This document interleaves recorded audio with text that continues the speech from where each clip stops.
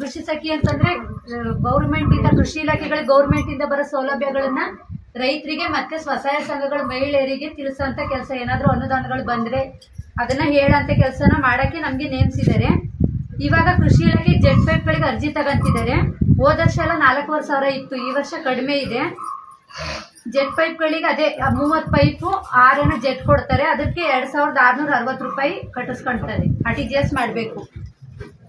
ಅದಕ್ಕೆ ಅರ್ಜಿಗಳಂದ್ರೆ ಪಾಣಿ, Aadhaar card, passbook xerox, photo, ಅರ್ಜಿ ಫಾರಮ್ಮು, ಮತ್ತೆ ಛಾಪಾ ಕಾಗದ, ಜಂಟಿ ಖಾತೆ ಇದ್ರೆ ಒಪ್ಪಿಗೆ ಪತ್ರ ಬೇಕು, ಮತ್ತೆ ಬೆಳೆ ದೃಢೀಕರಣ, ಚೆಕ್ ಬಂದು ಇಷ್ಟನ್ನ ಅರ್ಜಿ ಕೊಡಬೇಕು. ಮತ್ತೆ ಕಬ್ಬಿಣದ ಸಲಕರಣೆಗಳು, ಅಗ್ರಿ ಟೂಲ್ಸ್ಗಳು ಬಂದಿದ್ದಾವೆ, ಅದಕ್ಕೆ 1,400 ರೂಪಾಯಿ 6 ಐಟಮ್ ಏನೋ ಕೊಡ್ತಾರೆ. ಬೇಕಿದ್ದವರು ತಗೊಳ್ರಿ. ಮತ್ತೆ ಮಿಷನರಿಗಳು ಬಂದಿದ್ದಾವೆ. ಮಿಷನರಿಗಳಿಗೆ ಅರ್ಜಿ ತಗೊಂತಿದ್ದಾರೆ. ಅಂದ್ರೆ ಮಿನಿ ಮಿಷನ್, ರಾಗಿ ಕ್ಲೀನಿಂಗ್ ಮಿಷನ್ನು, ಶಾವಿಗೆ ಮಿಷನ್ನು, ಚಿಲ್ಲಿ ಪೌಂಡಿಂಗ್ ಮಿಷನ್ನು, ಜ್ಯೂಸ್ ಮೇಕಿಂಗ್ ಮಿಷನ್ನು, ಸಣ್ಣ ಯಂತ್ರಚಾಲಿತ ಎಣ್ಣೆಗಾಣಗಳು. ಅದಕ್ಕೆಲ್ಲ ಮಹಿಳಾ ಸ್ವಸಹಾಯ ಸಂಘದ ಗುಂಪುಗಳಿಗೆ 75% ಸಬ್ಸಿಡಿ ದರದಲ್ಲಿ ಕೊಡ್ತಿದ್ದಾರೆ. ಬೇಕಿದ್ದವ್ರು ಹೋಗ್ಬಿಟ್ಟು ಅರ್ಜಿ ಕೊಡ್ಬೋದು. ಅರ್ಜಿ ಕೊಟ್ರೆ ತರಿಸ್ಕೊಡ್ತಾರೆ. ಇದು SC ST ಇದ್ದವ್ರಿಗೆ 90% ಸಬ್ಸಿಡಿ, ಅವರು 10% ಕಟ್ಟಬೇಕು. ಜನರಲ್ ಅವರೆಲ್ಲ 25% ಕಟ್ಟಬೇಕು. ಬೇಕಿದ್ದವ್ರು ಹೋಗ್ಬಿಟ್ಟು ಕೃಷಿ ಇಲಾಖೆಗೆ ಅರ್ಜಿ ಕೊಟ್ರೆ ತರಿಸ್ಕೊಡ್ತಾರೆ. Thank you. ಕೃಷಿ ಬಗ್ಗೆ ಹೇಳ್ತಿದ್ದಾರಲ್ಲ, ಇವತ್ತಿನವರೆಗೂ ಮಣ್ಣು ಪರೀಕ್ಷೆ ಎಲ್ಲ ಮಾಡಿದಾರ? ಹೇಳ್ತಾರೆ ಅಷ್ಟೇ, ಎಲ್ಲ ಮಾಡಿದಾರ?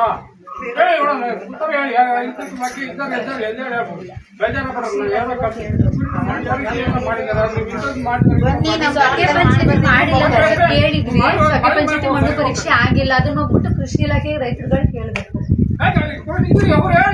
ಇಲ್ಲ, ಇಲ್ಲಿ ಆ ಅಧಿಕಾರಿಗಳು ಬಂದಿಲ್ಲ. ಆ ಅಧಿಕಾರಿಗಳು ಬಂದಿಲ್ಲ.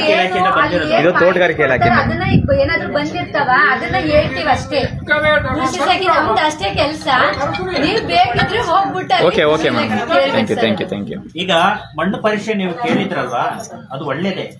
ಈಗ ನಾವು ಕಳೆದ ವರ್ಷ ಏನ್ ಮಾಡಿದ್ವಿ ಅಂತ ಹೇಳಿದ್ರೆ, ನೇರಳೆಕೆರೆ ಭಾಗದಲ್ಲಿ ಮಣ್ಣು ಪರೀಕ್ಷೆಗೆ ಏನ್ ಮಾಡಿದ್ವಿ ಅಂತ ಹೇಳಿದ್ರೆ, ಮೊಬೈಲ್ ಲ್ಯಾಬ್ ಅನ್ನು ಕಳಿಸಿದ್ವಿ ಮಣ್ಣು ಪರೀಕ್ಷೆಗೆ ಆನ್ ಸ್ಪಾಟ್.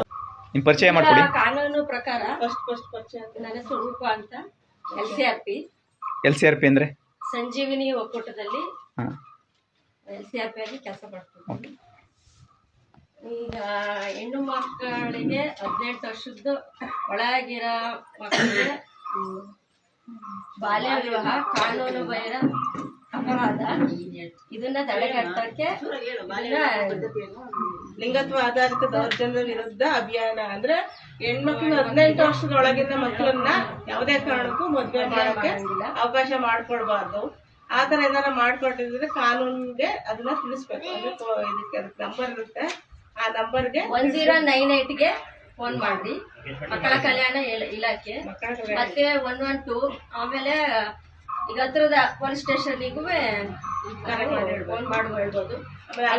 ಪಕ್ಕದ ಮನೆಯವರು ನಾವೇ ಫೋನ್ ಮಾಡಿದ್ದು ನೀವು ಫೋನ್ ಮಾಡಿದ್ದಾರೆ ಅಂತ ಬೈತಾರೆ. ಹಂಗಾಗಿ ಅವ್ರಿಗೆ ಗೊತ್ತಿಲ್ದಂಗೆ ನೀವು ಫೋನ್ ಮಾಡ್ಬೋದು. ಇಂಥವ್ರು ಅಂತ ಗೊತ್ತಾಗುತ್ತೆ, ಇವರೇ ನನ್ನ ಮಕ್ಳ ಮದುವೆನ ರದ್ದು ಮಾಡಿದ್ರು ಅಂತ ಹೇಳ್ತಾರೆ. ಹಾಗಾಗಿ 1098 ಫೋನ್ ಮಾಡಿ ಅಂದ್ರೆ ಇದು ಮೇನ್ ಲಿಂಗತ್ವಾಧಾರಿತ ದೌರ್ಜನ್ಯ ಅಂತಿದೆಯಲ್ಲ. ಲಿಂಗ ಮತ್ತು ಲಿಂಗತ್ವ ಎರಡು ಬೇರೆ. ಲಿಂಗ ಅಂದರೆ ಈಗ ಗಂಡು ಹೆಣ್ಣು ಅಂತ ಏನು ಹೇಳ್ತಿದ್ವಿ, ಅದು. ಲಿಂಗತ್ವ ಅಂದ್ರೆ ಏನು ಅಂತ ಒಂದು ಸಿಂಪಲ್ ಆಗಿ ಹೇಳ್ಬಿಡ್ತೀನಿ. ಈಗ ಹೆಣ್ಣು ಮಗು ಹುಡ್ತಾಗ ನಾವೇನು ಮಾಡ್ತೀವಿ ಹೇಳ್ರಿ? ಅದಕ್ಕೆ ಆಟದ ಸಾಮಾನು ತಂದು ಕೊಡ್ಬೇಕು ಅಂದರೆ ಏನು ಕೊಡ್ತೀವಿ? ಒಲೆ, ಸಣ್ಣ ಸ್ಟೌವು. ಗಂಡು ಮಗುಗಾದ್ರೆ ಏನು ಕೊಡ್ತೀವಿ? Car, JCB. ಇದು ಅಂದರೆ ಹೆಣ್ಣು ಮಗು ಇದನ್ನು ಮಾಡಬಾರ್ದು, ಗಂಡು ಮಗು ಇದನ್ನು ಮಾಡಬೇಕು ಅಂತಿದ್ದೀರ, ಇದೇ ದೌರ್ಜನ್ಯ. ಇದು ಲಿಂಗತ್ವ. ಆ ಲಿಂಗತ್ವದಿಂದ ಬಂದಂಥದ್ದು. ಅಂದರೆ ಆ ಥರ ಆಗಬಾರ್ದು, ಮತ್ತು ಹೆಣ್ಮಕ್ಳಿಗೆ ಆ ರೀತಿ ತೊಂದರೆ ಆಗಬಾರ್ದು ಅಂತೇಳಿ ಭದ್ರಾ ಬಾಲ್ಯ ಅಂತೇಳಿ ಒಂದು ಟ್ರೈನಿಂಗ್ ಸೆಂಟರ್ ನಡೆಯುತ್ತೆ. ಗ್ರಾಮ ಪಂಚಾಯತಿ ಮೆಂಬರ್ಗಳು ನಾವೆಲ್ಲ ಹೋದಾಗ ಹೇಳ್ತಾರೆ, ಈ ವಿಷಯಗಳನ್ನೆಲ್ಲ ಹೇಳ್ತಾರೆ. ಸುಮಾರು ವಿಷಯಗಳಿದ್ದಾವೆ ಇಲ್ಲಿ. 18 ವರ್ಷದೊಳಗೆ ಮದುವೆ ಆಗೋಂಥದ್ದು, ಬಾಲ್ಯ ವಿವಾಹ ಆಗೋಂಥದ್ದು, ತಡೆಗಟ್ಟ ಅಂಥದ್ದು, ಮತ್ತು ಅವರು ಬಸ್ಸಿಗೆ ಇನ್ನೊಂದು ಕಾಯ್ದಂಗೆ ಕರೆಕ್ಟಾಗಿ ಬಸ್ಸಲ್ಲಿ ಹೋಗೋ ಅಂಥದ್ದು, ಅವ್ರು ಸೆಕ್ಯೂರ್. ಆಮೇಲೆ ಇಲ್ಲಿ ಯಾರೋ ಚಿನ್ನ, ಮುದ್ದು, ರತ್ನ ಅಂತ ಹಿಂಗೆ ಮುಟ್ಟೋದು ಸಣ್ಣ ಹುಡುಗರನ್ನ, ಈ ಎಲ್ಲ ಕೆಲವೊಂದು ವಿಷಯಗಳಿದಾವಲ್ಲ, ಅವೆಲ್ಲ ಆಗಬಾರ್ದು. ಅದನ್ನು ಯಾರು ಹೇಳ್ಕೊಳಲ್ಲ, ಓಪನ್ ಅಪ್ ಆಗಬೇಕಿನ್ನ. ಇದಾದಾಗ ಸಮಾಜದಲ್ಲಿ ಆಗಬಾರ್ದು ಘಟನೆಗಳು ನಿಲ್ತವೆ ಅಂತ. ಅದಾಗಲಿ ಅನ್ನೋದು. Okay, thank you madam. ಬೇರೆ ಏನಾದ್ರು ವಿಷಯ ಇದೆಯಾ? ಯಾವುದು? ಆಹಾರ ಪೌಷ್ಟಿಕಾಂಶ ಆರೋಗ್ಯ ಕೈ ತೊಳೆಯುವುದರ ಕುರಿತು ಅಭಿಯಾನ. ಹೇಳಿ, ನೀವೇ ಮಾಹಿತಿ ಕೊಡೋ ಅಂತಾರೆ, ಹೇಳ್ಬಿಡಿ.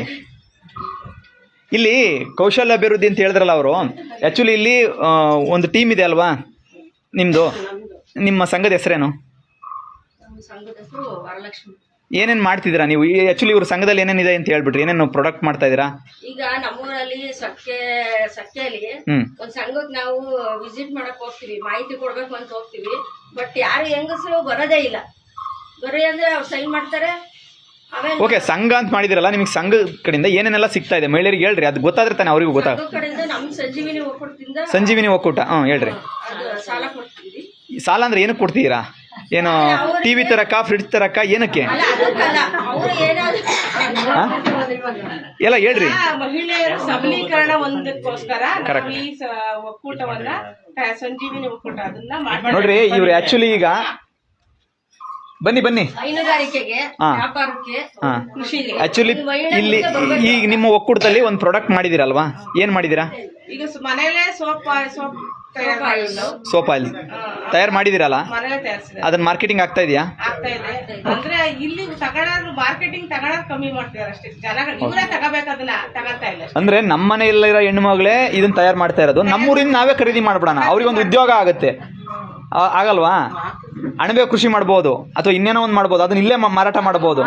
ಮಾಡ್ತಾ ಇದಾರೆ ಇವ್ರೆ ಅಳ್ಬೇಕು. ಹೌದಲ್ವಾ? ಆ್ಯಕ್ಚುಲಿ ಅವ್ರು ಮಾಡ್ತಾ ಇದ್ದಾರೆ, ನೋಡ್ದು ಅವರು ಸಮಾವೇಶಗಳಲ್ಲೂ ಕೂಡ ಅದನ್ನು ಮಾರಿದ್ದೆಲ್ಲ ನೋಡ್ದು. ಮತ್ತು ಪಿನೈಲ್ ತಯಾರು ಮಾಡೋದಾಗಿರ್ಬೋದು, ವಾಷಿಂಗ್ ಮಿಷಿನ್ ಆಯಿಲ್ ಕೂಡ ತಯಾರು ಮಾಡಿದಿರಲ್ಲ, ಪಾತ್ರೆ ತೊಳೆಯೋದು, ಸೋಪು, ಸೋಪ್. ಅಂದರೆ ಇದಕ್ಕೆ ಸಾಲ ಕೊಡ್ತಾ ಇರೋದು. ಈ ಸಾಲ ತಗೊಂಡು ಸಾಲ ತೀರಿಸಿ ನಾವೊಂದು ಉದ್ಯಮಶೀಲವಾಗಿ ಬದುಕೋದಕ್ಕೆ ಹೆಣ್ಮಕ್ಳು ಧೈರ್ಯವಾಗಿ ಮಾಡ್ಬೋದು ಅಂತ. ಇದರ ವಿಷಯಗಳನ್ನ ಗ್ರಾಮದವ್ರಿಗೆ ಗೊತ್ತಿಲ್ಲ. ಮಾಸಿಕ ಸಂತೆ ಅಂತ ಮಾಡ್ತಾ ಇದೀವಿ. ಮಾಸಿಕ ಸಂತೆ ಅಂದ್ರೆ ಹೆಣ್ಮಕ್ಳು ಧೈರ್ಯವಾಗಿ ಮಾರಾಟ ಮಾಡೋದು, ಮನೇಲಿ ಮಾಡಿದಂತ ಪ್ರಾಡಕ್ಟ್ಗಳನ್ನ ಸ್ವಂತಕ್ಕೆ ಹೋಗಿ ತಯಾರು ಮಾಡಿರೋದನ್ನ ಮಾರಾಟ ಮಾಡ್ಲಿ ಅಂತ ಅವಳಿಗೆ ವ್ಯವಹಾರ ಜ್ಞಾನ ತಿಳಿಲಿ. ಓಕೆ, ಈ ರೀತಿ ವಿಷಯಗಳನ್ನ ವಿಡಿಯೋ ಮಾಡಿ ಇನ್ನೊಂದು ಕಡೆ ನೀವು ಹಾಕ್ಬೋದಾ? ನಿಮ್ಮ ಗ್ರಾಮದ ಯಾವ್ದಾರು ಇದ್ರ ಕಡೆ ವಿಷಯ ಇನ್ನೂ ಹೋಗ್ಲಿ ತಿಳಿಸ್ತಾರಲ್ಲಪ್ಪ. ಅಲ್ಲ, ಸಂಘ ಇದೆ, ಸಂಘದವ್ರಿಗೆ ಮಾತ್ರ ಗೊತ್ತಾಗುತ್ತೆ. ಇನ್ನೊಂದಿಷ್ಟು ಜನಕ್ಕೆ ಸಂಘ ಬೇಕು, ಉಳಿದವರಿಗೆ. ಇಲ್ಲಿಗೆ ಬಂದಿರೋರು 10 ಜನ ಅಂದ್ರೆ ಇನ್ನೂ 100 ಜನ ಹೊರಗಿದ್ದಾರೆ, ಅವ್ರುಗಳಿಗೆ ಬೇಕು. ಸಂಘಟಿತರಾಗಬೇಕು ಜನ. ಸಂಘ ಅಂದ್ರೆ ಮಾತ್ರ ಅವಾಗ ಸರಿ ಹೋಗೋದು. ಖಂಡಿತ. Thank you. ಬೇರೆ ಏನಾದ್ರು ಅನುಕೂಲಗಳು ಇದ್ರ ಬಗ್ಗೆ ಹೇಳ್ತೀರಾ? ಪಶು ಇಲಾಖೆಯಿಂದ ಸಿಗುವಂತ ಲಸಿಕೆಗಳನ್ನ FMD ಅದ್ರ ಲಸಿಕೆ, ಗಂಟು ರೋಗ, ನೀವು ಗಂಟು ರೋಗ, ನಿಮ್ ಅದನ್ನ ಪರಿಚಯ ಮಾಡ್ಕೊಡಿ. ನಮ್ಮ ಹೆಸರು ಪ್ರೇಮ್ ಕುಮಾರಿ ಅಂತ. ನಾವು ಸಂಘದಿಂದಲೇ ಸಂಘ ಮಾಡೋದಕ್ಕೋಸ್ಕರ ನಾವು ಈ ಕೆಲಸಕ್ಕೆ ಆಯ್ಕೆ ಆಗಿದ್ದೀವಿ. ಪಶು ವರ್ಕ್ ಮಾಡ್ತಾ ಇದೀನಿ. ಆಸ್ಪತ್ರೆಗೂ ಹೋಗ್ತಾ ಇರ್ತೀನಿ, ಮನೆಗಳು ಭೇಟಿ ಮಾಡ್ತೀವಿ. ಲಸಿಕೆಗಳನ್ನ ಹಾಕ್ಸ್ಕೋಬೇಕು, ಯಾಕಂದ್ರೆ ಮುಂದೆ ದನ ಕರುಗಳಿಗೆ ಬರೋದಂತ ರೋಗಗಳನ್ನ ತಡೆಗಟ್ಟುತ್ತೆ. ಈಗ ನೀವು ಮನೆಗೆ ಬಂದಿರ್ತೀವಿ, ಆಮೇಲೆ ಅದು ಗರ್ಭಿಣಿ ಆಗಿರುತ್ತೆ, ಪ್ರೆಗ್ನೆಂಟ್ ಇರುತ್ತೆ ಅಂತ ಹೇಳಿ ನೀವು ಲಸಿಕೆಗಳನ್ನೇ ಹಾಕ್ಸ್ಕೊಳಲ್ಲ. ಅದನ್ನ ಆದಷ್ಟು ಹಾಕ್ಸ್ಕೋಬೇಕು.